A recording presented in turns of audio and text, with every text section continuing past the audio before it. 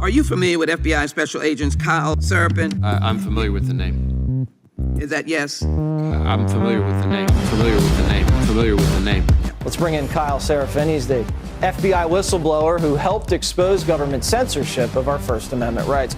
Now, we only have this memo because a recently suspended FBI agent called Kyle Seraphin brought it to the public, and we're grateful that he did. Kyle, thank you so much for joining us tonight. He's the host of something that strangely is called the Kyle Seraphin Show. Kyle Seraphin, I can't thank you enough for speaking out. I knew you guys were out there, and I knew it was just a matter of time, but you got a lot of guts putting your face and your name to this. You're doing a service on behalf of the American people, and from the bottom of my cracked and broken heart sometimes, thank you very much. Take a look behind the curtain with a real whistleblower and American patriot. Prepare to embrace the uncomfortable truth because this program has no time for comforting lies. Here is civil liberties enthusiast, Second Amendment defender, and recovering FBI agent Kyle Seraphin.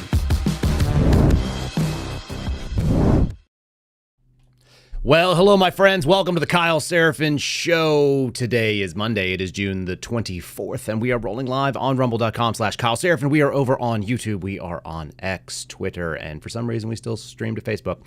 But if you want the live chat, like you're seeing over on the side of the screen, then you're going to have to join us on Rumble. You don't even have to download the app. You can just go to rumble.com/Kyle Seraphin.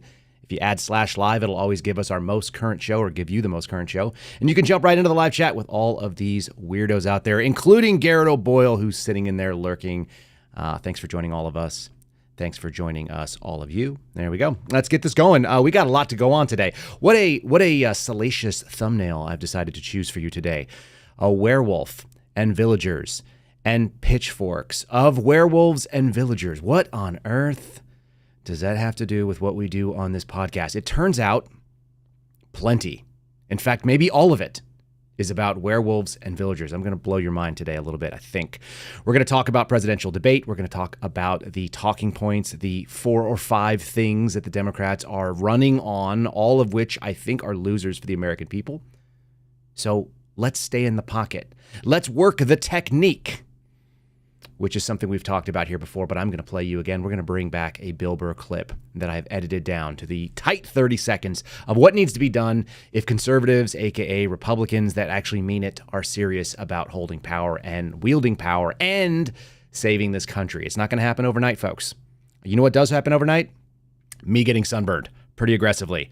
Spent some good time in the sun with my kids. I log off all social media. I have just disconnected from the news cycle over the weekend, and people keep sending me links, and I'm like, sorry, I'm not going to do it. I hope you guys do the same thing. I hope you don't end up red like me. I'm red now, and I'm wearing a red matching shirt, and my shirt comes from the-suspendables.com. Did you see how I worked that in?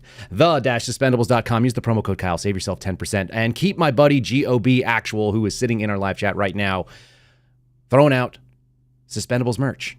You can buy patches. You can buy the Suspendables pins. They are still 3 for $30. I think you can spend $15 on each one of them, or you can get 3 of them for $30 and you can give out one as a gift. That is a good move. They look fantastic if you're wearing them on a suit. If you have a reason to dress up, you might as well rep some Suspendables merch.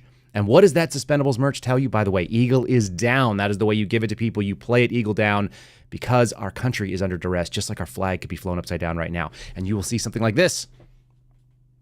That is our badge. That is the badge upside down with the Suspendables S in it, the-suspendables.com, the merch store. Folks, check it out if you want to keep my buddy busy and not coming up with bad ideas. Yes, look at him. He's actually scrolling through the chat right there. And make sure you've liked this video, subscribed, and you are following our channel. Are you ready? Let's lock into this thing. It's been about 3 minutes of us just chatting, so let's go. Number 1. Leading the charge today is Fox News. It's the story that will not die. The story will not go away. So I'm going to keep telling you what's important. It's actually the subject of our 5-star review today. Yeah. Why did the FBI authorize deadly force for a raid at Mar-a-Lago? This is coming from Mark Levin's sort of blog piece. They go and they quote him, but really they quote a guy named Andy McCarthy, who's a former AUSA, which is a federal prosecutor. He's a Fox News contributor. And I don't think he's a huge fan of Trump, but he's been fair, as far as I can tell, on some of the things. We don't have to agree with everybody all the time. That's the whole point. We're just supposed to get diverse viewpoints. This whole story, this clickbait headline, why did they authorize it? It goes on to say that they always authorize deadly force. So it's just what happens. That's just how the FBI operates. But I wanted to pull out two specific quotes here.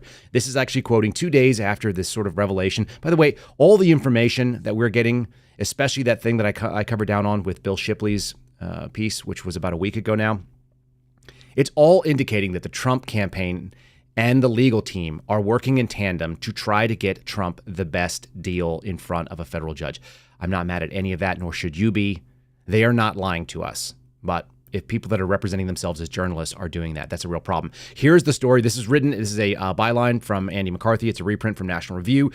The Trump Mar-a-Lago lethal force claim is just stupid, but it's par for the course. I don't think it's actually stupid per se. Like I said, I think it's a targeted PR campaign, and that's okay. But here's what Andrew McCarthy said. As a result, and as a matter of common sense, the FBI always has an operational plan for carrying out a court-authorized search. The plan involves customarily reminding the search teams of the FBI's use of force policy. You guys can see on the screen, he says that the danger is that when you're acting like there is, in fact, lethal force specific to this particular court-authorized search, that's political red meat for conspiracy theorists. We want to avoid the realm, not of conspiracy theorists, because a lot of those things turn out true, right? What we want to avoid is the realm of reactive stupidity, emotional reactions to news stories.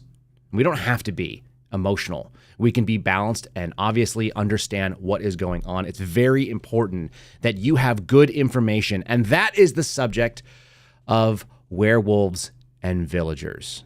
That's why I'm bringing this thing up. Now, I'm going to make the analogy. I guess I'll do it after we give you the context of what do those terms mean in light of this game that I just heard about, this little sort of villager and werewolves game. It's actually brilliant. It's so simple. It's like Heads Up, 7-Up, if you remember being a kid in the 70s and 80s, right? Heads down, thumbs up, lights go out. Somebody walks around and pops down a thumb, right? Heads Up, 7-Up. This is the kind of thing, but it's an adult game. And it involves some strategy and some reasoning. It involves exactly what is going on in this country right now. There are a lot of people, most of us are villagers, and we only have some of the story. There are werewolves, and they have more or all of the story. And then there's a couple of people like the suspendables coming out of the FBI, people coming out of the CIA, people coming out of various agencies, Border Patrol, Homeland Security, and so on. And we're trying to bring the knowledge that the werewolves have been creeping around with to the villagers. Let me give you this clip. I think this is going to illuminate you a little bit. Take a deep breath and pay attention because all of these words are relevant. Have you ever heard of a game called Werewolf? No. Everyone gets a piece of paper. It's either got villager written on it, but 2 have the word werewolf. Someone runs the game to make sure no one's cheating, and they go, okay, it's nighttime, everyone close your eyes. Werewolves choose someone to kill, and the werewolves go... They say, okay, everyone close your eyes, it's morning time, open them again. During the night, Francis was killed. There's then a conversation, and this is where it gets interesting, between all the villagers and the 2 werewolves over who the werewolves are. Then at the end of the day, the villagers have to decide who they're going to kill, and they say, well, we're going to kill Constantine. It's revealed by the person running the game, I'm afraid Constantine was a villager.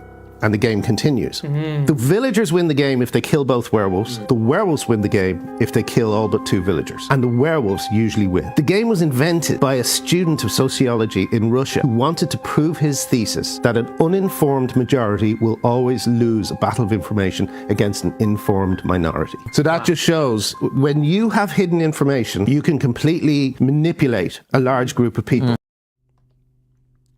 Do you understand how profound that information was in that maybe 60 seconds of this clip? A lot going on there. Number one, a sociology student, someone who studies people in Russia, which has a pretty interesting history of secret police, of totalitarian governments, of hiding the truth, of giving their populace a newspaper called Pravda, while doing something else with it, while disseminating the state's information, preferred information. The second thing is the conclusion that an informed minority will always have an edge against an uninformed majority when it comes to the battle of information. We are currently in that battle. If you listen to people like General Mike Flynn, he talks about us being in what's called 5GW, 5th generation warfare. That is information war. If we are in an information battle, And we are a poorly informed majority, which I do think the majority of people are poorly informed, number one. And more importantly, the majority of people, they actually agree with each other.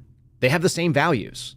It may not be 80 or 90% of us that believe the same way, but I think it's a solid 60, maybe 65%, 2/3 of this country, good enough to pass things through the Senate is what it should look like.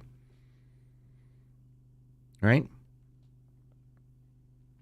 So if we as Americans, in a supermajority, enough to be able to pass laws, are unable to do any of those things because we can't get along and agree on these things, what is happening? I believe that we are being manipulated by that small number, that number of werewolves. It's 2 werewolves in an entire village are enough to kill off the entirety of the village, right? That's the way the game is played out. And as he said, more often than not, they win. That informed minority. That is what the suspendables, that is what the whistleblower sort of protections are supposed to allow us to do. What's supposed to happen is people who are working on the werewolf side look around and go, I didn't sign up for this. I thought we were protecting the village. I thought we were being sheepdogs, to borrow some analogies here, right? To get into the sort of killology framework. I didn't know that we were going to be wolves. I thought we were going to be sheepdogs. I understand that we look like wolves. I thought we were actually going to be tracking the wolves. We're not going to be doing that. We're going to be killing off the people, the sheep, the villagers. I'm out. I'm going to blow the whistle on this. Blowing the whistle, by the way, is a terrible analogy. It should be throwing the flag like you see in football. It's like, I just saw the play and I'm throwing it. We're not going to do this. But instead, those people are attacked. And then the best thing that can be done, and this is exactly how that werewolf game works, right? The villagers get together, the rabble, the mob, the people who are scared and seeing that something is wrong, and they kill off somebody, and it turns out that somebody was on their team. Even worse, if they kill off somebody on their team, that is also informing them of what needs to be going on. If they are giving the best information possible, and those people are also attacked. That's why this story can't really fall away. I don't know why Fox News printed it today. It just is a relevant thing that we're going to talk about. But as we continue on today, as we work towards the end of today's show, I'm going to show you there is a strong argument being made. The government is actually arguing in court that people do not have a right to be informed. It's one thing for us to see them doing censorship and kind of vaguely talking about how they need to police our cognitive infrastructure and they need to protect us from our own stupidity and all this kind of thing. It's quite another to say that we don't actually have a right to be informed, that information should be hidden from us because we are in bad shape and we cannot be trusted with taking one-sided bits of information, okay? We're going to continue on with this theme, but I want to start off with the basics of the argument that is being made. This is why I think the 65% majority of America can probably agree, and why the polls are strong in favor of guys like Donald Trump at the moment, if he can simply execute the technique. If he can stop being baited into anything foolish, and he can hang in there. There's some evidence that may be the case. That would be great for us. But Donald Trump is a populist, and he also has a lot of pride, and so he tends to go after things when people come after him. There are reasons not to do that in an emotional way. We're going to talk about why that is. Specifically, though, I want to punch in on the techniques. So look, I actually wrote this down for a show a while ago, and I wanted to keep it on my desk. It's on my little notepad here, so you guys can see this is my notepad, my crappy handwriting. And these are the things that I wrote down that I believe abortion is one of them, if you guys want to guess. These are the things that the Democrats are so all in on that their media sycophants continuously raise as real serious issues for Americans. And I don't think they result in any of the things that move the needle for real people. A very, very small minority likes this. There should be no flag but the tranny flag and the LGBTQ flags. That's the pride flags and so on. That's their take. The American flag is very bad. That goes to the other thing, that white supremacy and racism are everywhere. They have to be looked after. So the American flag is racist. You have to have this weird, inclusive, tranny LGBTQIA flag. They want abortion for all. Today is the 2-year anniversary of the Dobbs decision. It's been 2 years already. And they've lost their mind. And so all of the front pages of all of the news sources that I go and kind of peruse to keep us informed about what is being disseminated falsely. ABC, NBC, CBS, CNN, all of them, they're all talking Dobbs' decision. They're all talking about how abortion was in danger. Newsflash, folks, there were more abortions in 2023 than there ever have been. Some of that is because it's funded by you, as they're bringing in all these people illegally into the country, which brings us to the other piece of it. We hate the Republic. We hate the Constitution. We hate the idea that this country exists as it does, and therefore we must have an open border. Everybody can come in at all times. And then lastly, and this is one that I left off my list previously, but it's obviously apparent to them right now in the wake of this Cargill decision that has now put bump stocks back on the shelves whenever they start making them again, if they do, which I believe they will.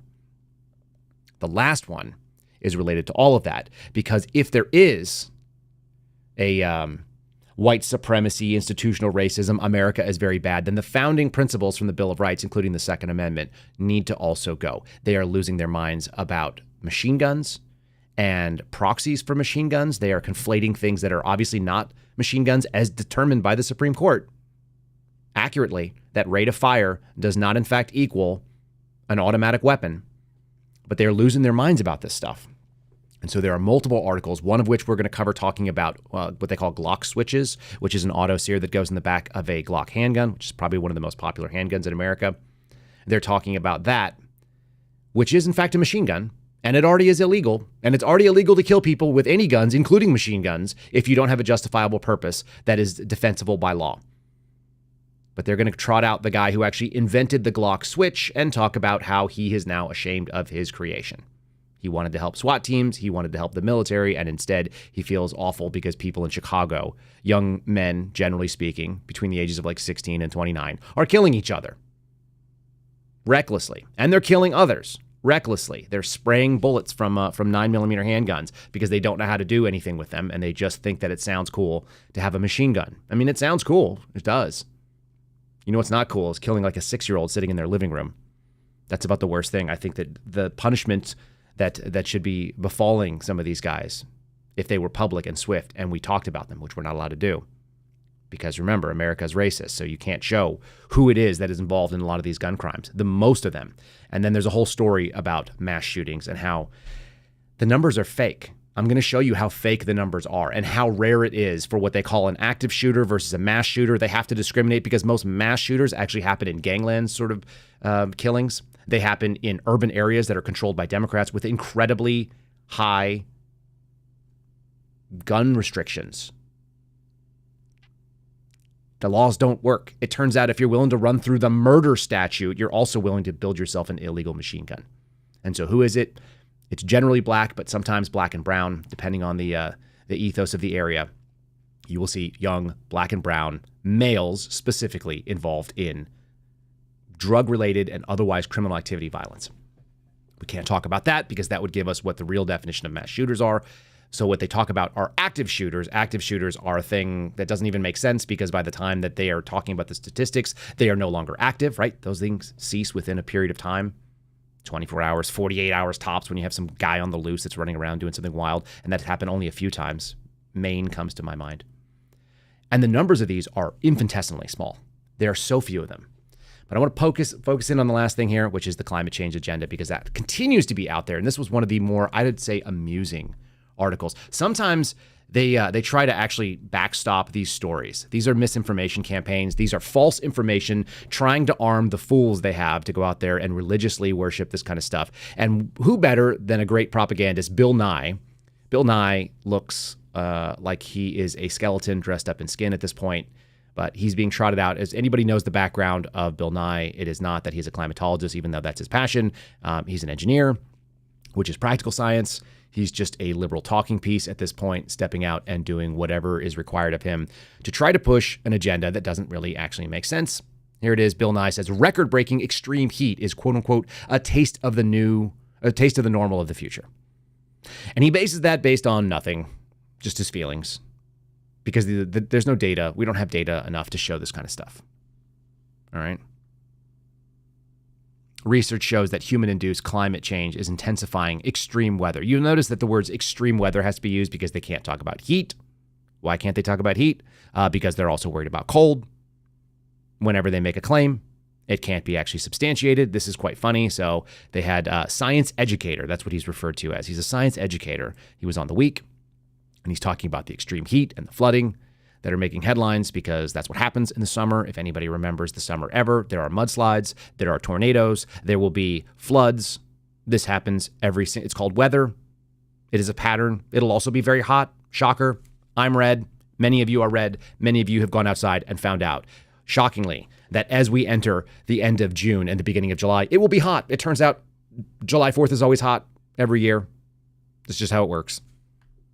These guys are acting like this is some sort of a revelation. The best for me, though, was saying that 100 million Americans across 27 states are under heat alerts, like they are every summer, from coast to coast, including two of the nation's largest cities, New York and Los Angeles. So you guys know, the very important people who live in the coastal elite areas of New York and Los Angeles are feeling heat in the summer, and therefore you must also be very concerned.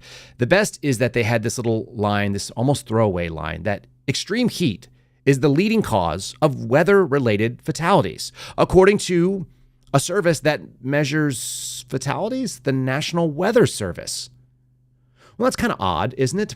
Is the National Weather Service really a group of people that are in charge of tracking heat-related fatalities? So they had a hyperlink, and I like to do the fact-checking that they have done. I want them like, hey, if there's data and I happen to be wrong, if I am misinformed that cold is the biggest killer of people, both worldwide and in the United States, then I want to check it out. That's what I want to do. So I went to the National Weather Service page, and that's the hyperlink right there. National Weather Service page, 404 error, page not found. The page you requested could not be found. Please try something else. You can't make this stuff up, right? They made a claim. They backed it up with a government agency that is not responsible for tracking fatalities of any kind. And that page doesn't exist. Now, I'm not one to just say, well, the link is gone, so that must be the end of it. No, I actually looked it up. I actually typed it into the National Weather Service, and I found out that they do actually track some sort of weather-related fatalities going back, and apparently the year of record starts in 1979. All right? And in 1979, they started tracking that today, on average, we see 175 deaths related to heat on average per year. Okay? And I multiplied that out, and it comes out to a little over 7,800, just under 7,900 deaths total. So 7,900 deaths is what they attribute to heat, according to National Weather Service estimates, and I don't know where they're drawing it, but let's assume that they're good with it. Why not? Let's just say that they got it right. Well, then I went and I searched about cold-related deaths because it was my belief, and I don't want to be wrong, that cold kills more frequently. Look, I'm a paramedic. I have been by training. Everybody knows who's ever dealt with trauma, cold kills. It's rare that heat, like there are heat emergencies, but you have a much bigger window, and the number of heat-related deaths I've heard of are far smaller. So I looked it up. And here's what you have. Now, this comes from the EPA. Why on earth, if you guys want an argument against government agencies, the National Weather Service and the EPA are both tracking cold and climate-related deaths. Does that just show you the overreach of what's going on with our federal government in the executive branch? These ridiculous groups are trying to compile death statistics. I guarantee you the CDC has their own. I'm sure NIH has their own as well. All the public health agencies doing the same thing. This has to stop. And we're paying for all these idiots to go do this stuff. And then they just do this circle jerk where they just cite themselves. In fact, this data that you're seeing on the screen right now comes from the CDC, CIRSA 2018. Now, it only goes up to 2016. Again, I did the estimate up to today for 2024, under 7,900 related to heat. But related to cold, 1979, again, that magic year, to 2016, a total of more than 19,000. 2.5x. 2.5 times people are killed by cold than by hot. And we don't even have 8 years worth of the estimates in there.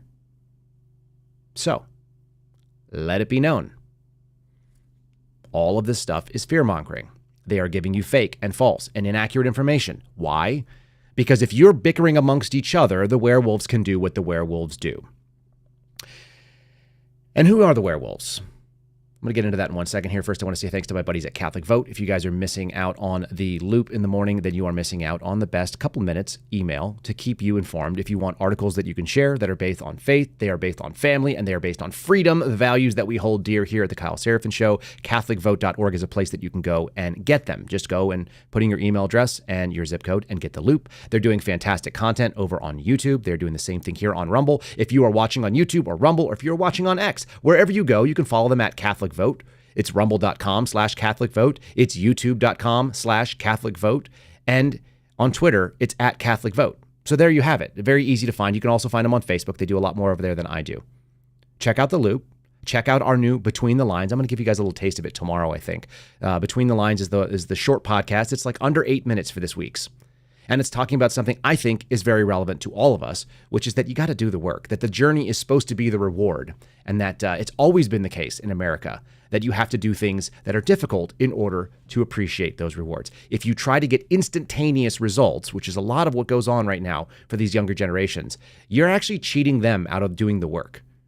And I don't want to flesh it out any further. There's 7 or 8 minutes of it. It's almost like an American sermon. And I cribbed a little bit of notes from my friend Steve Friend talking about how when you do America, you have to do America as an action verb. So go check that one out. Highly recommend. I'm going to talk to you about the werewolves. Are you prepared for the werewolves? Here they are. This one is coming from CBS. Active shooters targeting the public spiked from 2019 to 2023. Why did they choose that period in time? Why not?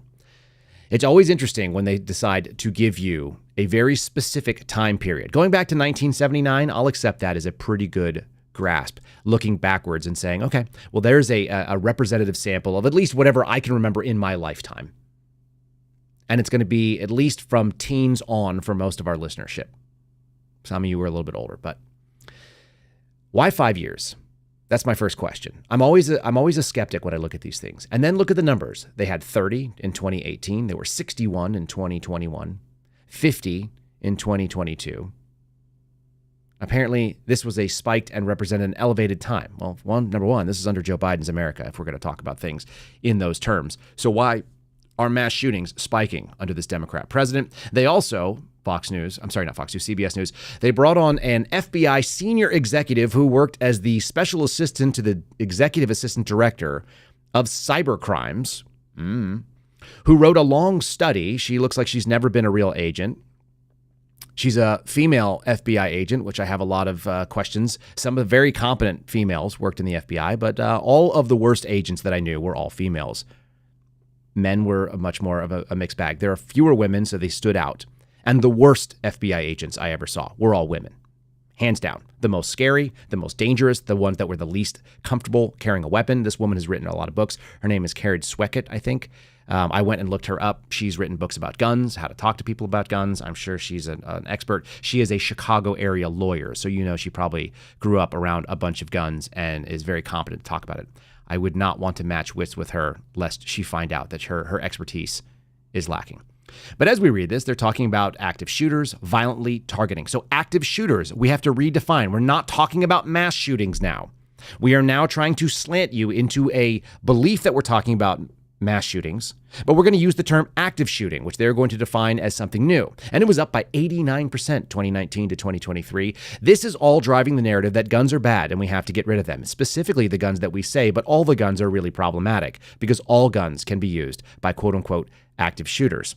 She makes this weird convoluted argument in the actual video interview, which I'm not going to play for you, but it says something to the effect of, legal guns are often used in these things, but they are illegal when they are used because they are taken into a place where they are no longer legal. So there are places that have lax gun laws, and then they drag them in to states that have good gun laws that she argues in favor of, and then those guns are used. The fact of the matter is people are running through murder statute. The worst thing that we can do in society, maybe outside of sexually abusing a child, is taking the life, removing the ability for someone to continue on into the future. We're going to make the argument that a statute that controls an inanimate object, a piece of property that you own and can manipulate and sell and trade for a car or a television, that you can turn into a piece of art or you can use to kill an animal and feed your family. That thing is responsible, according to these loonies, for crimes even though we already have statutes that outlaw all of it, that you probably cannot brandish it at a person, that you can't point it at someone unless you are justified to do so, that you can't pull the trigger unless you are justified to do so, and then either wounding or killing somebody. They're already all against the law. So here they go. They start talking about these things. I want you to know how rare these things are. These things being, quote unquote, active shooter situations. Last year, 105 people were killed during active shootings in 2023. That's the big spike. 105 people in a country of 350 million. For whatever it's worth, over 800 people on average on any given year, going back for the last 20 or 30 years, 800 people are beaten to death with what are called personal weapons. That's going to be hands and feet, folks. 8 times as many people in this country, on average, on any given year, not on the highest year that they could find in the last 5 years, but on any year in the last 20 to 30, you will find about 800 people are beaten to death with these. What does my buddy call them? My friend from Long Island likes to refer to them as the Hammer Brothers, Jack and Sledge, right? And then his 2 legs, I think he calls Walker and Texas Ranger or something silly like this. The joke is this: 8 times as many people are killed with no weapon at all except what is part of your body as given to you by God. And you're worried about a few people. Now, don't get me wrong. Every human life is precious. That's why we don't like things like abortion here. There's a reason why we want people to be able to continue on, even if they're crappy people, for them to repent and find God before they die. But when we talk about public policy and we look at aggregates, like 105 people, that's a rounding error that just disappears off real discussions about actual death in this country. If you're going to talk to me about quote unquote active shooters and think that 105 people killed is something that we should be discussing on a national scale, are you really going to just go over the 50,000 people that are killed because of drunk driving? That seems like a preventable problem. You're not out there running after cars in the same way, and I don't think you should either. Are we going to talk about the 500,000 or so people on any given year that die because of medical malpractice and malfeasance? The failure of the actual people whose oath it is to protect us, to do no harm first, and like tons of people are harmed. A huge amount. 105 people doesn't even make the scale. Individually, that's an emotional trigger. But when we talk about public policy, we look at aggregate, and there is no reason to even be discussing this absurdity, and definitely no reason for it to be front page on CBS News. They have an entire story talking about how on some years it's as low as 50, as you saw here, 30. These are the things that we're talking about. 30 people, you're going to have the FBI spending all of its time. Why is that? Because they are trying to move the needle about guns specifically. And I say that because here you have this sort of fear porn. It continues on, and it will not stop. We're going to do Patriot Coolers first, and I'm going to show you some of this fear porn because it's almost shocking how obvious this stuff goes down. All right, you guys want to get something that has a gun on it? You can do so by going to patriotcoolers.com. My friends over there make these very handsome, attractive coolers. You can get them in multiple colors. You can get them in blue. You can get them in feminine colors. I don't know what those are, but they're out there. You can get them in black. You can get them in olive green, which is actually very, very attractive looking. And you can use promo code Kyle, K-Y-L-E. These things work so well. Let me just tell you, when I fill up a tumbler like this one right there, which we took on the road with us yesterday, with water and ice, what I'm kind of hoping is that as I drink the water, the ice will also melt and then I'll have more water. But they work so efficiently that when I was done leaving this thing in the hot summer in the cup holder of my car, where it fits very nicely in my minivan, with no windshield cover, just direct sunlight beaming directly down onto my cup, sitting in that minivan in 100-degree weather in Texas. It was still full of ice, even though I drank all the water. I couldn't drink the ice. It was just ice sitting there all the way up. You know what? It makes those kind of like structures inside. These things are highly efficient. And so check them out at patriotcoolers.com. They will keep your ice cold. They will keep your beverage cold. You will be happy that you did. And their tumblers and their coolers are equally good. Check out the coolers too. patriotcoolers.com. Promo code KYLE. There. Here we go. Ready? Are we talking about this thing? We got to now reinvent the past. We're going to go back and we're going to have an article that's written. This is, I believe, by, who is this by? This is by ABC News. Bill Hutchinson is the byline. I feel terrified.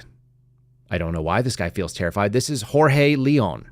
He is the inventor of the so-called Glock switch. It's a select fire system that he was patented. He was able to get a U.S. patent on. And in 2016, the patent ran out. So the detailed drawings became public information. And then all these different companies, including places in Chinese, The people in Chinese are now making these Glock switches. They claim that they're for airsoft and they can actually put them on real Glocks. And then you get a bunch of idiot teenagers in Chicago and other lib areas shooting each other with fully automatic weapons, which is really incredibly dangerous.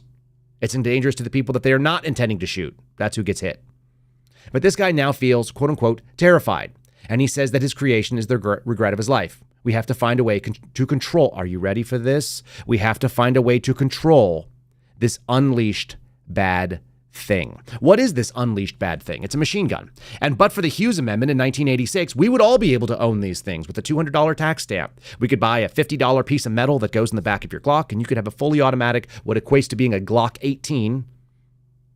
But you can't have them now because under Ronald Reagan, a law was signed in that said no new machine guns after 1986. We've demonized machine guns. The number of people that were killed with machine guns between 1934, when they started regulating them with the tax stamp, and now is also a rounding error. It is almost never used. Legalized, federally registered machine guns have not been used in a serious way, basically in American history, since 1934.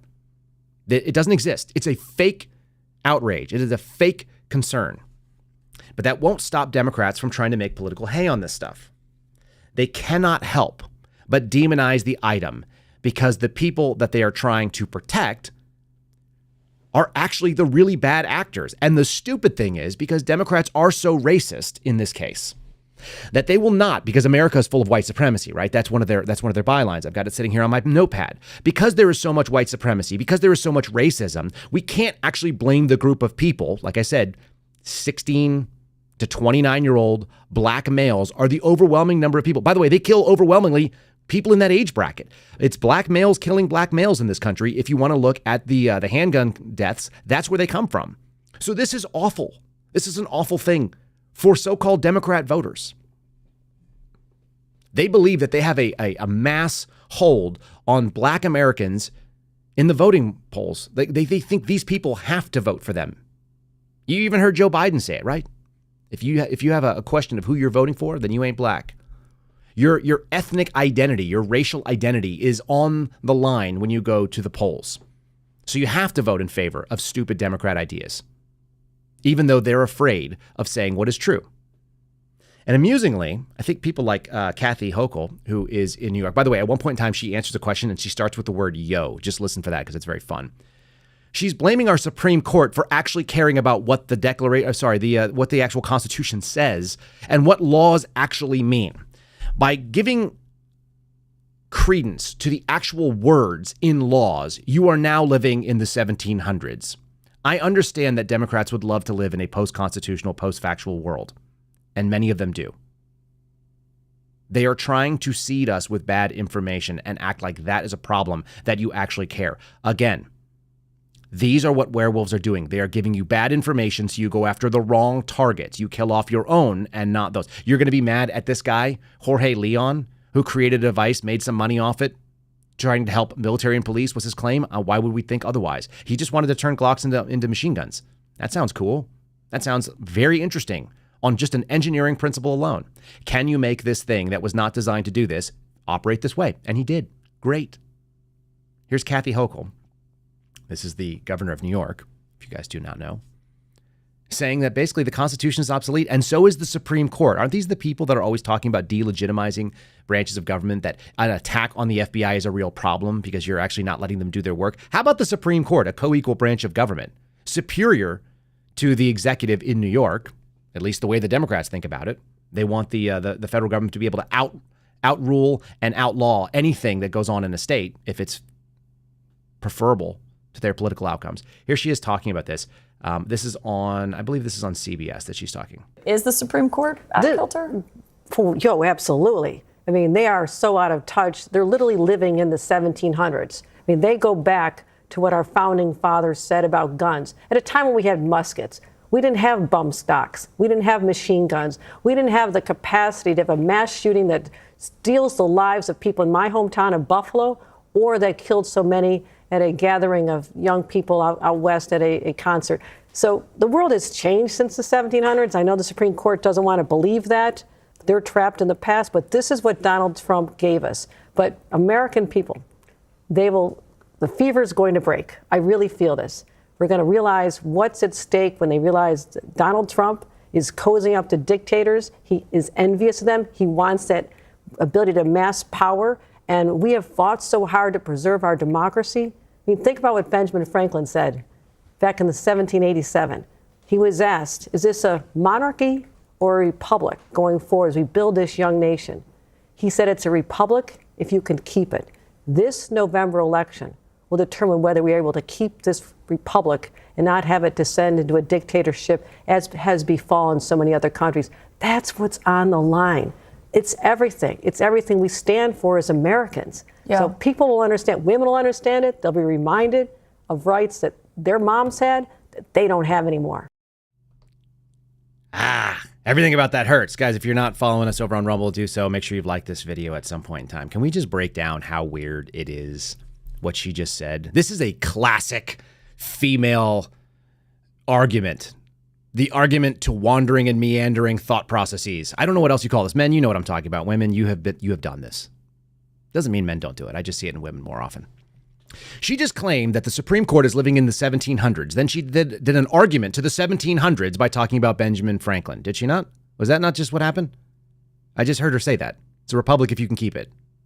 Then she talked about abortion, a created right that was corrected. It didn't exist in the 1700s. Then they created it in the 70s, and then they fixed it with the Dobbs decision. She talked about how machine guns didn't exist back then, except they did. It's the same story that Joe Biden talks about, how you can't own a cannon, except you can.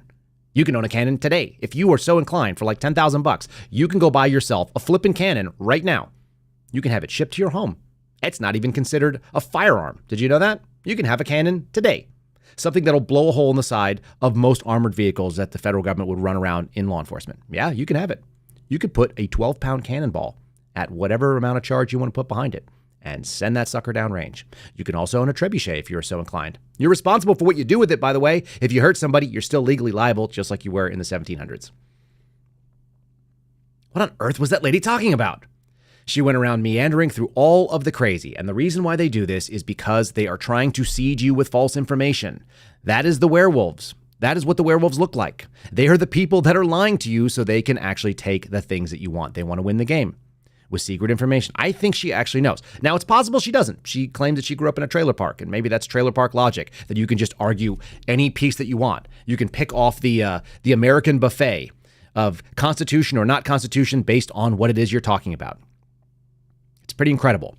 But again, abortion, she hit that. Guns are bad, okay? We need to give Americans all these rights. We need to do the democracy thing where everybody can come into this country and do whatever it is that they think they want to do here. Either we're a country of rules that operates as a constitutional republic, which, by the way, was very not democratic, or we're not. You can't make the argument we have a republic if you can keep it. The question was a monarchy or a republic. A monarchy is where you have a very powerful executive that essentially just rules by fiat. Oh, kind of like how Democrats want to rule. We're about to have that election. We're about to have that discussion in this country. And whether it's fair or not is another discussion. But what's amazing is the polls are not favorable to people that have bad ideas like what's on my pad right here. It's not really negotiable. Why is it so close, they wonder? Here's Kamala Harris, who you must actually at this point sort of feel pity for. Has there ever been anybody in American politics who was so out of her depth and given so much airtime to just, it's like a rope, and she just hangs herself with it. She's an expert noose tire. Even when they give her a tiny piece of rope, she's like, oh, I can make a noose for my head. I can slip that on and choke myself out. Watch this weird thing. Like, what on earth is she even saying? People are going to be discerning. I think they're not. I think the opposite of what Kamala Harris is saying is true. I know it's Monday. Let's get started. Here we go. Here's Kamala Harris. We can't help it. That's not Kamala Harris. This is Kamala Harris. Why is the race so close? These races are always close. It's the election of the President of the United States. And everyone in an election for President of the United States will critically examine all of the issues and make a decision. The importance of the passage of time is that as time passes, that it is important, as the passage of time is always relevant to the passing of time. What is she talking about? You think that people in this country are informed? You think people actually know and make critical decisions? No, they make emotional decisions. They make stupid decisions all the time. You know who also knew that? The people who founded this country. That's why they took really important things away from the people, and they kept a buffer zone. They said, hey, you might make good decisions locally, like picking your state legislature, because you'll know that person. They're going to go work in a state house that's down the road from you, unless you live in Texas, in which case it could be hours and hours and hours away. But most places, you could probably ride a horse to where the state house was from where you lived. Might take a day or two, but you could get there. You could go watch that debate. You're not all going to be able to go to Washington, D.C., so you're going to elect one person by the popular vote. That's going to be a congressman. And then you're going to have your state legislatures where you actually have some accountability for them, and they're going to appoint the senators. There's not supposed to be direct election of senators. That broke our country. And there's also not supposed to be a direct election of the president, because the president's not supposed to represent like some populist king. It's not supposed to happen. What a moron. You can't make the argument for democracy and also claim that we have this republic and that you care about the Constitution except when it's inconvenient. The Constitution, you either take it all or you don't. These people with their pick and choose things is how you end up with Kamala Harris saying whatever the hell that was, which makes no sense. It's nonstop with these people. They can't defend their stupid policies because they don't stand on their own 2 feet. And it continues over and over and over again. There are more examples of this than there are not. I'm going to tell you about the Dobbs decision here just because this is, like I said, one of the tenets, one of the planks that the Democrat machine wants to push forward is that Roe v. Wade being overturned was one of the worst things, and they want to mobilize people on it. They think that's what won them the 2022 election when it comes to giving them the closest minority in the House and also giving them that just razor thin majority in the Senate. This is the incredible thing. They're arguing that Republicans have done something terrible by appointing a Supreme Court that basically ruled in favor of the Constitution, saying there is no constitutional right to an abortion. So you can't do it at the federal level, knock yourself out at the state level, write the laws, and then evaluate them as they come in. But the claim is that they ended the constitutional right to abortion. That's actually in this. This is a CNN piece, and that was a CNN where we heard Kamala talking, right? Setting off a fierce fight for reproductive rights at the state level, abortion has emerged as a key issue. Why is it a key issue? Because the media is pushing it as a key issue. It's a stupid issue. It's a state issue. So it shouldn't even be a federal question. But here's the other thing that's really disturbing. Probably the worst thing that I've heard. 14 states have a total or near total ban on abortion. Texas, Alabama, Idaho, Tennessee are the big ones that we've been hearing about. That's what they're claiming. But abortion rates have reached a decade-long high in the United States. Why is that? Because we are bringing people into the border at a shocking rate. We are bringing people into this country, and we are aborting victims of rape, which is predictable. And they have thrown so much money into raising abortion awareness to get people. They have actually promoted abortion as a positive good in this country, despite the fact that they're killing off babies. The estimate says that there were more than 1 million abortions. It's an 11% increase last year. So 1 million abortions, 11% increase since 2020 alone. And there are some that don't even report it. It's possible that they've actually seen a 26% increase in certain areas. That's a lot.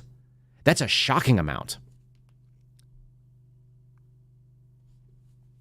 2/3 of them would have been covered by this abortion pill case that was going in front of the Supreme Court, which they did not rule on based on whether or not there were merits to the case. They ruled on based on standing, which means that they didn't have the right to bring such a case. 642,700 were medical abortions, is their claim. In other words, taking pills to induce abortion. It's pretty incredible that they've put this much effort into it. Again, that was CNN. Then you end up with this one from ABC. These are the legal challenges. And again, they're championing and cheering how many abortions were had in the last year. That so many women are having these abortions. Whatever happened to the party of safe, legal, and rare? They've absolutely abandoned any principle that makes any bit of sense. They can't defend their thoughts, so now they've just gone into zealotry. They're showing pictures, by the way. This last one over here, this is the, where is it here? This is the CNN piece. Those girls in the front that you're seeing that are crying and hugging each other, they're crying out of happiness because the Dobbs decision overturned it. And the women that are screaming in the background that are wearing the green shirts, they are abort every baby all the time.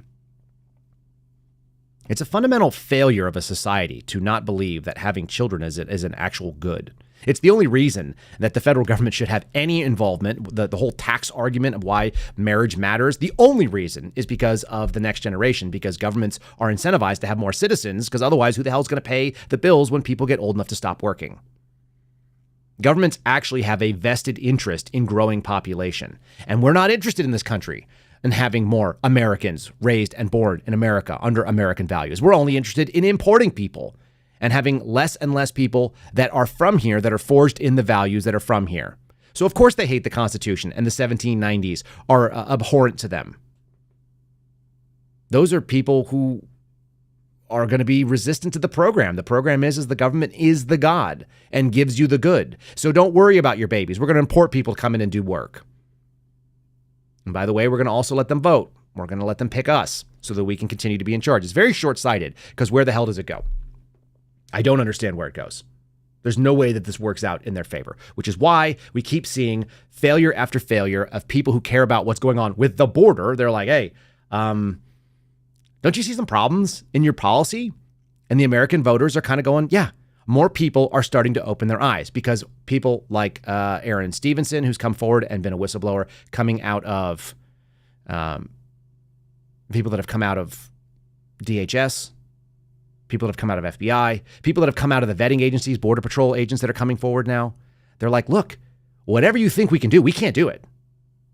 And we're going to show a couple arguments in this. Watch Liz Warren, who has gone from being somewhat sane in the 90s to just being an unhinged lefty. As long as she can get elected, a woman from Oklahoma, right, who's going to get me a beer. Now she represents the poor people of Massachusetts. Isn't that right? Like, well, here she is, just getting owned by facts. The facts don't care. She's just wrong. The numbers are overwhelming in favor of a guy like Donald Trump. Why is the race so close? Oh, that's Kamala. We can't do two Kamala. Sorry, here's Elizabeth Warren. Equally cringy, but here we go. There have been more than 6.9 million apprehensions at the southern border. Thus far, in Biden's term, there were just over 2 million in Donald Trump's entire term. What did the president do wrong? No, this isn't about what the president did wrong. Remember, on the very first day that he was sworn into office, President Biden asked Congress both for the resources and for comprehensive immigration reform. The Republicans blocked it. Donald Trump didn't have that either, Senator. He didn't have that either, and there were 2 million during his entire term. Until last fall. The president tries to deal with the problem that is presented to him. He can't deal with it if Congress and the Republicans continue to block him. And so the president is using the tools available to him, both to create border security, but he doesn't have the resources because the Republicans are blocking access. What? Who does she talk to that hears this? Kamala Harris just said that people are very informed and they make a critical decision, and that's how these elections get done. Does anyone then look at that, what that woman just said, and believe her? You're telling me that under the exact same laws in immigration, Donald Trump had 2 million and Biden had 3.5x as many, and we have 6 more months to go in his first term? Huh? This doesn't make any bit of sense. It's insane. And anybody that was paying attention knows that they were celebrating it. They've rescinded all of the Donald Trump executive orders on day one. That was the first thing he did with the stroke of a pen. But now that's coming home to roost. And it turns out it's really shitty to run on bad policy. So they're trotting out something else. Again, open borders, white supremacy, racism. Nobody likes the Constitution, abortion for all, and the tranny flag, trans the kids. Those are the things. And the last one is gun control. Those are the things you're running on. They're fundamentally un-American, and they don't help anybody that lives in America. And that's why they have to run this, because this debate is shaping up to be an absolute massacre. Let's just assume that Joe Biden isn't cognitively impaired on that day, that they got him doped up with whatever the alchemist comes up with. And it's fair to say that he'll actually come out there and be hyped up, like we saw him at the State of the Union, where he's like trying to do like push-ups and stuff, like Rocky. He's going to do some jumping on the top of the stairs. Real possible. They're going to get him as doped up as possible to do whatever he comes in at full speed. He's got nothing on the week. He's going to basically be resting until it happens. I think it happens on Thursday. So he's going to be resting until then. And whatever they dope him up with, he's going to still have to defend a crap record, a garbage record that nobody likes. Almost 7 million so far. It'll be 7 million by the end of the next month. It might be 7 million by the end of the next couple weeks, 2 weeks. So you're going to be at 350% more illegals. And then they go like, well, how come Biden seems to be losing the Latino vote? Maybe because the people that are coming in illegally are putting pressure on the job market for people that came here and are first generation Americans working to get their foothold. And how about the people that came here legally are probably really pissed? The people that can actually vote, that are Americans and Hispanic, should be furious that their family members had to wait long times, that they went through the right process. Of course you're going to piss those people off. But the Biden administration can't figure out why anybody wouldn't be mad, because all Hispanics are the same, by the way, and all blacks are the same. This seems to be the Democrat talking point. I want them to run with this. Make them stand on their record with this. But Mitch, to be clear, the question is, why is Joe Biden losing ground with some Latino voters right now? Well, I don't know. I think that you got to play this thing out and see actually how it works. Latino voters are like everybody else. They move around from space to space. You see this with African-American voters as well. The point of the matter is most Americans want a safe and secure country. They want a stable president. They want somebody that is fighting for them. And at the end of the day, I think that they're going to vote for Joe Biden. There's no evidence they will. At the end of the day, if they want a safe and stable president, and they want economic security, and they want a country that's safe, you should vote the opposite. And what's fun is, for me, that we've got this piece that I found over the weekend, and this was run on a Sunday. So that may be like a high sort of news day when people are looking for the Sunday paper, but they go to the internet instead. This story was written by a guy named Phil Mattingly. 5 ways a second Trump administration would be different than the first.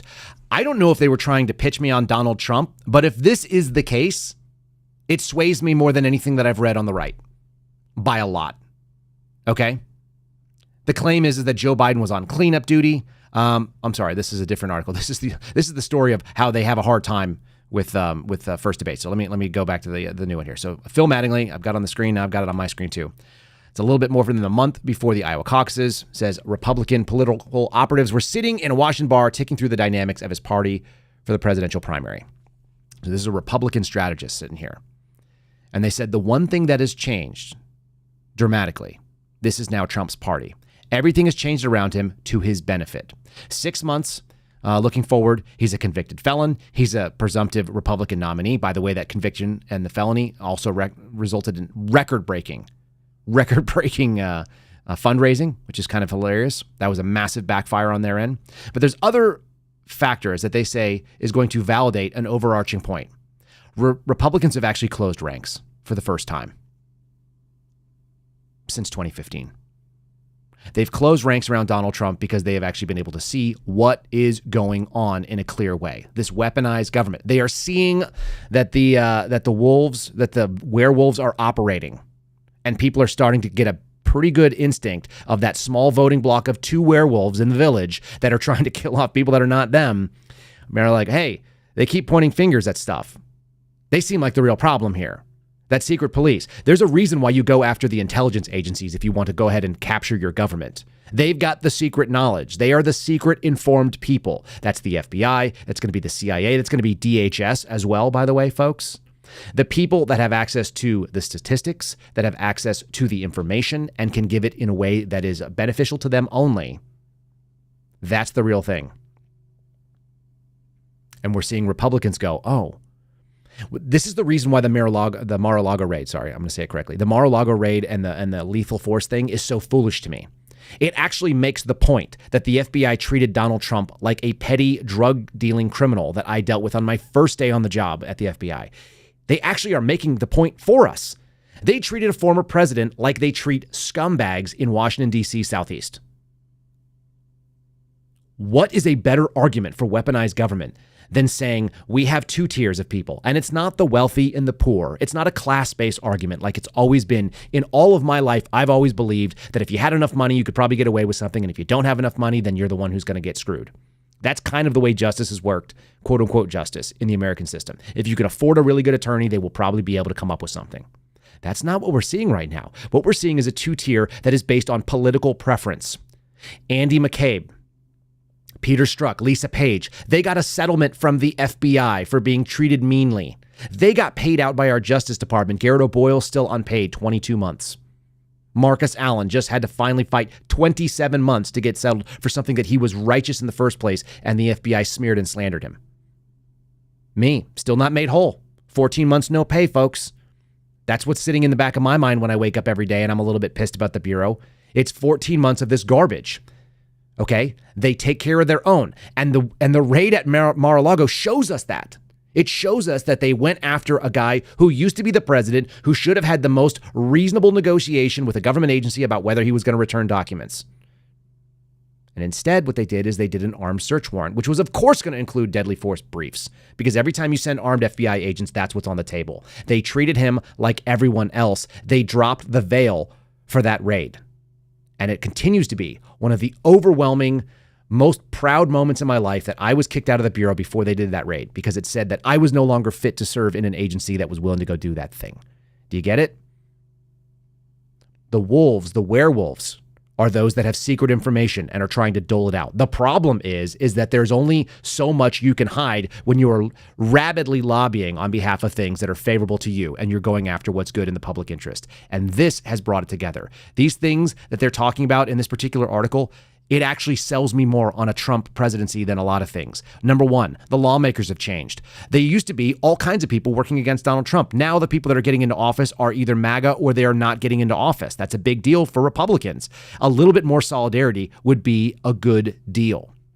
The judges are in favor. We now have federal courts. Remember, Donald Trump's sort of lasting legacy in the judiciary was that he was able to get more and more federal judges approved. That's Mitch McConnell's actually only good point in my book in the last couple of years, is that the guy actually got federal judges approved. So we have a favorable court system. Doesn't mean there's not some lefty loonies out there that are going to do dumb things, but overwhelmingly we're seeing the judges move, dramatically and specifically in favor of the 1790s America, the one that actually cares about the Constitution. That's a big deal. It actually means something in my personal case too, which I might bring up later on. Policymakers, the people that are actually trying to get bills forward, get it. And they are moving more and more towards the things that favor what America first or America only types are interested in. All of these means that the House is getting in order. The biggest problem with Donald Trump's first presidency was chaos, right? He was trying to get his footing and he kind of sucked at it. I'm saying I don't see a ton of evidence that he's fixed that problem with personnel, with getting his messaging right. He's talking about a new headquarters for the Bureau. CNN is worried about it. That actually reassures me in a way that that anything from Fox would not. His advisors are more in lockstep. All this stuff is great. And then the candidate himself. He's talking about straight up a revenge tour. If you're going to get what's good for the goose is good for the gander. If they're going to use these insane things, we're going to use the same tools. That's what they're talking about. And he maybe has a better idea about it because he's facing prison in Rikers Island right now. He's facing detention by the state of New York. That's the biggest advertisement for Donald Trump that I've seen coming out of the Sunday CNN main page. 5 ways the second administration would be different. All of it basically says that they're aligned and they're in lockstep. Good. Outstanding. I certainly hope so. Meanwhile, they're doing cover jobs over here. This is an ABC piece, I think. No, this is actually still CNN. I have like 3 CNN pieces, and they're almost all back to back here. Check this one out. Ready? They're doing this cover. I told you about this last week. They're covering the fact that former presidents always get screwed up in debates. And you know how we know? Because the great Barack Obama himself in October of 2012 needed Joe Biden to step up and help out because he did a bad job in his first debate performance. And why is that? It's because presidents are busy with very important things. They're very important, and they have a lot going on, and they can't waste their time worrying about debates, even though that's all Joe Biden's going to be doing for the next like five days, and he's been doing it for the last couple days as well. He's basically taken like an 8-day vacation so he can do a debate for 1 or 2 hours. That's how much they got to get this guy charged up. But yeah, presidents are steeped in prose, is what David Axelrod said. They haven't debated in 4 years and they know it. Here's the only weird thing. Trump also used to be president, so he hasn't debated in 8 years or 4 years like he did in 2020. It's nonsense. They're sitting here covering for Biden as best they can, knowing that it's going to look really, really bad on Thursday. We all know it. But the reason doesn't even have to be his performance. Like I said, even if he's juiced to the gills, his reason is going to be this. I don't know why I keep holding up this notepad, but I'm telling you, it's all in the notepad. It's been like this for weeks. It's been available to us who have been watching since day one of this presidency. The priorities are not in line with American priorities. They're jacked up. So that's why I'm going to recommend again, we got to see them stay in the pocket. You got to stay in the pocket with truth, with accuracy, with knowing what's going on. And you will destroy the ability, because once you do that, you will see that the partisanship on the other side is not in favor of the villagers. It's in favor of this evil that is killing off our people and our country, our national ethos. You ready? This is the technique told by a comedian who I love. This is what the argument was about. I was so right. What happened? Okay, you're winning, and they just start saying that crazy shit out of nowhere. Just know in that moment you've won the fight, okay? All right, don't get mad. Bob and weave, slip all of that shit. Maybe because you got a little dick, just let that slide. Stay in the pocket of the argument. Okay, it's over. The argument is over. You've won. Just take a knee and run out the clock. The argument is over if you just stay in the pocket here and you just dodge all the nonsense. I mean, they've even called Trump, they've talked about Trump's manhood, have they not? That's why they had the Stormy Daniels testimonies.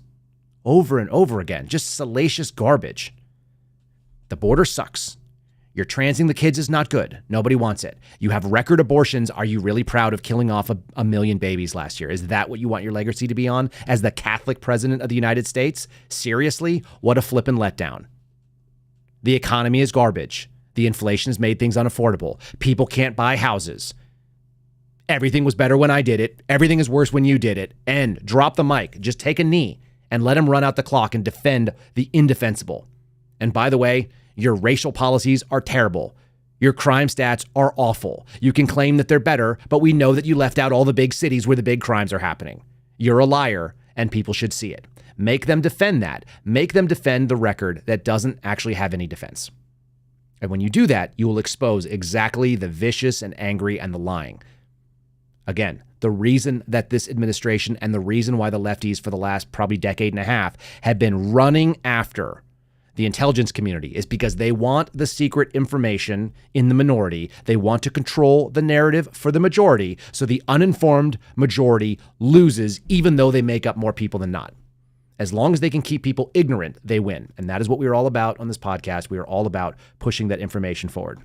If you guys want to support our show, you guys can always go visit my friends over at Mad Hat Jerky. They have a code right now, USA. Go to madhatjerky.com/Kyle so they know that we sent you. That's going to tag your account coming in, so we'll get credit for it. But use USA. You'll get 30% off your first order. And if you have been doing something, by using it and you've already made an order and you can't use the promo code that we already give you, go again. Go to madhatjerky.com/Kyle. Use USA. Catch yourself 30% off some of the best jerky in the world, as far as I can tell. They have some that are USDA prime cuts. They are tender. They are moist. They are very, very non-leathery. As I told my daughter the other day, she doesn't know what a Doc Martin is, but I said, hey, usually eating beef jerky is like eating a Doc Martin. And she didn't know that. I don't like eating boot leather. I do like eating meat that's been dehydrated. You guys want to go there, Matt Hat Jerky. Matt, 2 T's, hat, 1T, jerky.com. Fair enough. All right. I think we've covered an awful lot for today. I've got a palate cleanser for you, but before we do, how about a 5-star review? This one is coming from G-Man for Equal Justice. Now, G-Man for Equal Justice gave us a 3-star review that I took dramatically to heart.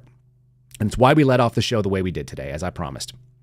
G-Man for Equal Justice, who I take it to be a former FBI person, but let me know otherwise. You can always reach out at kyleseraphin.com and do the contact me if you want to send me a note of some kind. We have a lot of former FBI agents that are furious, and they want to know that truth is being represented, and we're going to do it fairly. They know their agency was captured, but that means we still have to be accurate. This one says, keep fighting for the whistleblowers and exposing the malfeasance at the FBI. Keep fighting Julie Kelly and those supporting her, no matter whether our side or not. Guys like Bongino. No one understands the control the districts, especially the Southern District of New York, has over everything with the criminal side of the FBI, and similarly, the Department of State and the CIA over the national security branches in CT, that's counterterrorism, and CI. This is some inside baseball type stuff, folks. The number of agents knowing what's right from wrong is rapidly diminishing as retirements and recruiting since the Obama-Comey era has changed the compositions of the agents. It's the things we keep talking about here on the show. Bush created the Intel Division, which created an entire section of deep leftist believers. Those are the werewolves. The entire FBI cannot do what's right because they're broke by doing what's right. They pulled this stuff away from us, folks. This has been a long-seated plan of infiltrating, and they're in here working against us. When you know, you know. That's what the suspendables are all about, is lifting up that veil and showing you who's there. We're letting you peek during the night when the werewolves are killing, and we're telling you why.